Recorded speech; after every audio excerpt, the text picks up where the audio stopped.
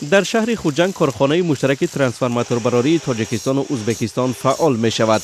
حالا ساختمان این کارخانه در نزد شرکت خوجند تارگمش به مرحله نهایی رسیده است.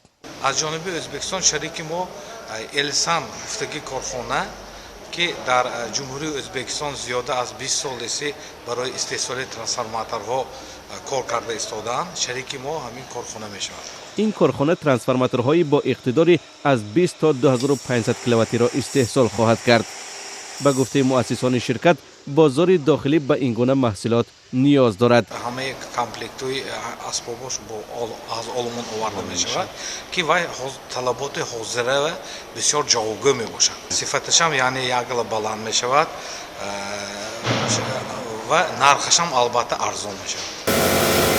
در ولایت ختلان یک کارخانه استحصال ترانسفورماتور فعالیت دارد، ولی این به تامین طلبات کشور کافی نیست. هر ماه پلان دادگی مثل 50 تا 40 تا اگر مسئله سری وقت دسترس شود ما بودش میبریم تو 50 تا 40 تا. در حال حاضر ترانسفورماتور را عمدتاً از چین وارد میکنند. ماه ایونی همین سال در نمایشگاه سوخت اکسپو در شهر خوجند 40 شرکت از ازبکستان عمدتاً از ولایت‌های تاشکند و فرغانه این کشور اشتراک کرده برخی آمادگی خود را برای راه اندازی همکاری بیان داشته بودند.